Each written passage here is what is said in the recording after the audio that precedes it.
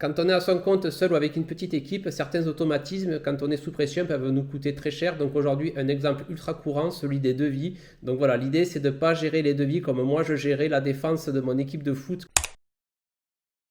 Donc aujourd'hui, on attaque avec un gros dossier dans le monde des TPE et des indépendants qui est les devis. Alors les devis, c'est toujours ce truc un peu souvent que je vois qui est comme une patate chaude. Alors encore une fois, je me mets dedans parce que c'est un truc que j'ai fait pendant longtemps.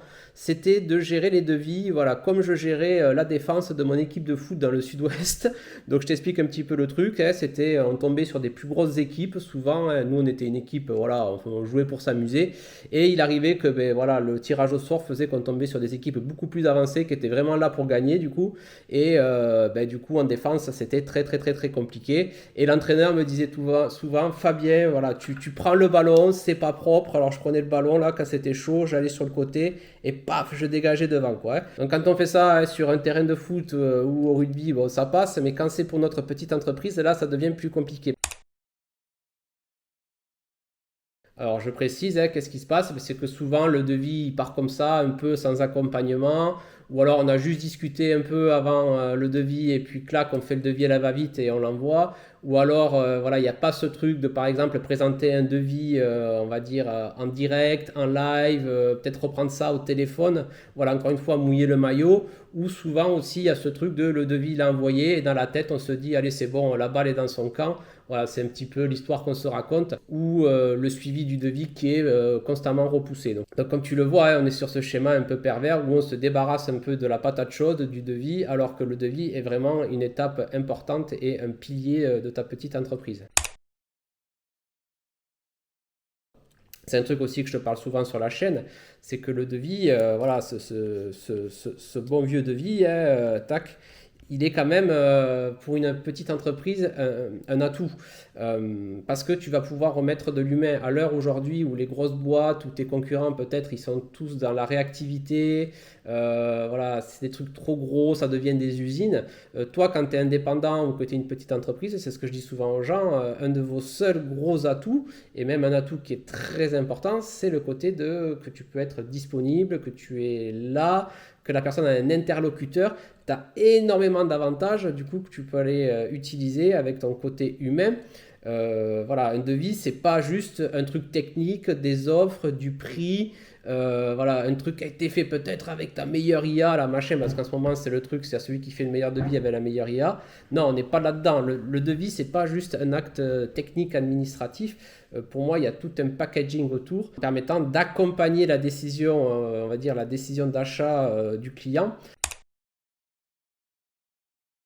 Les deux cas que je vois souvent, encore une fois, quand la pression monte et où tu peux vite avoir tendance à considérer le devis comme une patate chaude. Donc le premier exemple ultra connu, ben c'est voilà, tu as ton activité, tu connais, voilà, tu livres, tu fais tes prestats, machin, tu as les urgences, tu as l'administratif à faire. Voilà, tu as peut-être encore une fois le côté relation pro si tu as du personnel ou avec tes collaborateurs si tu es à ton compte, tu peux arriver d'avoir des partenariats, ce qu'on appelle. Donc voilà, tu vois que l'activité, elle grossit vite, et tu es sur tous les fronts. Et c'est là en général qu'il peut se passer ce truc de, voilà, on va négliger un petit peu tout ce qui est marketing et le commercial, voilà, le MC en abrégé. Et c'est un truc que je vois souvent avec des artisans, avec des patrons de TPE ou des indépendants, où on va dire le carnet de commandes est plutôt plein déjà, et du coup l'activité tourne. Voilà, tout le quotidien pro à gérer. Et c'est là qu'on peut aller négliger, encore une fois, ce côté devis, de dire, allez, j'envoie le devis à la va-vite. D'un autre côté, on va avoir le cas qui est un peu plus vicieux, où peut-être le carnet de commandes n'est pas très plein, ou alors il est plein, mais on a un peu des difficultés avec le fait de se vendre, le côté commercial. Voilà, c'est un truc souvent aussi qui est boudé, que je vois ça avec les personnes que j'accompagne. C'est pas vraiment la surcharge, le problème c'est l'inconfort commercial. Et évidemment, comme c'est un truc inconfortable, c'est quelque chose qu'on va mettre en dernier, qu'on va aller voilà, quand on a le moins d'énergie, qu'on est stressé, ça aussi j'en parle souvent dans la chaîne, en général, on va moins aller bosser sur nos talons d'Achille. Donc, qu'est-ce qui se passe concrètement? C'est que là, on se retrouve un peu dans ce truc, voilà, le mode interrupteur. Hein. Tu connais l'interrupteur, c'est j'allume la lumière, clac, Voilà, ça s'allume, ça s'éteint, jour, nuit. C'est ce truc où quand on est sous pression, voilà, on a tendance à voilà, tomber dans nos automatismes, à faire les trucs un peu à la va-vite, sans trop de réflexion. Et c'est là que je te parle souvent de passer de l'interrupteur au fameux variateur. Tu vois, voilà, avec un rond comme ça, le rond que tu tournes, où tu vas faire jouer la lumière. Que ce soit pour l'histoire du devis ou ces moments dans ton entreprise où tu es en train de vriller vers le mode interrupteur et que tu n'es plus dans le mode variateur. Comment on peut sortir, voilà, encore une fois, hein, je te refais le dessin. Comment on passe de ça, de l'interrupteur, au variateur. Donc, premier truc, ça va être déjà de spotter, de repérer le phénomène, hein. Encore une fois, je t'en parle souvent dans la chaîne, hein. C'est comme quand tu as un jardin. Des fois, tu vas voir certains légumes disparaître, mais tant que tu sais pas qui vient les prendre, hein, voilà, ça peut être du blaireau à peut-être voilà, dessous un insecte qui va aller manger la carotte par-dessous. Donc, l'idée, déjà, ça va être de savoir déjà quand c'est que le truc se produit, donc de le repérer. Donc, ça va être vraiment un travail sur toi.